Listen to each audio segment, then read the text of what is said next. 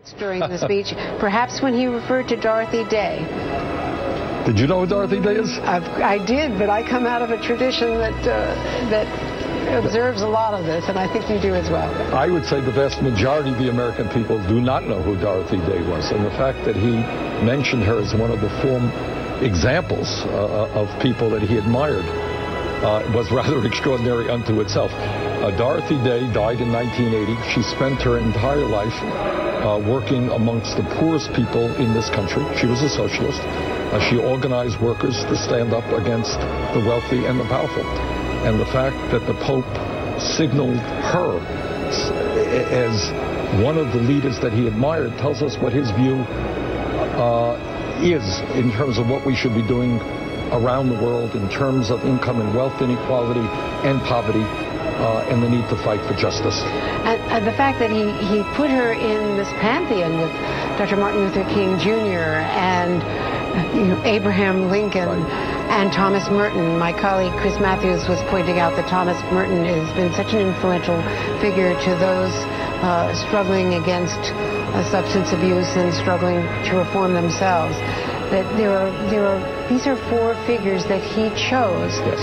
And it tells you so much about his moral fervor and intellectual history. Yes, and this is a brilliant man. I mean, I know that people think Bernie Sanders is radical. Read what the Pope is writing about, because he is not only talking about poverty and income and wealth inequality, he is getting to the heart of hypercapitalism. And he is saying, why as a society are we worshiping money? We're making money the golden idol, respecting and admiring people who have billions of dollars at the same time as we are ignoring people who are sleeping out on the streets, people who are going hungry, people who have no health care. And he's saying that is not the way we should be living our lives. That is a pretty profound critique of modern society.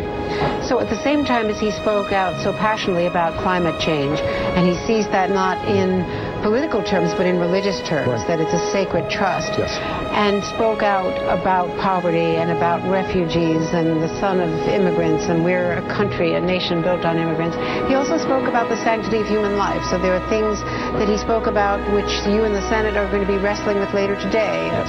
Another effort to strip out funding for Planned Parenthood from the continuing resolution, the effort to shut down the government as one minority attempt that is challenging this country right now.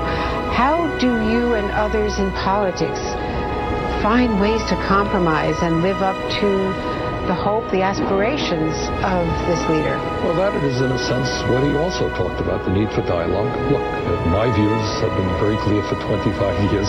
I believe that a woman has the right to control her own body, not the government. And I believe in gay marriage. And on those issues, we have deep differences of opinion with the Catholic Church. But on those areas that we can work together, the fact that we have so much poverty in a land of plenty, the fact that big money interests have so much power and so many people feel hopeless and helpless and not part of the political process. Those are issues he's talking about, and I think we can work together on those issues.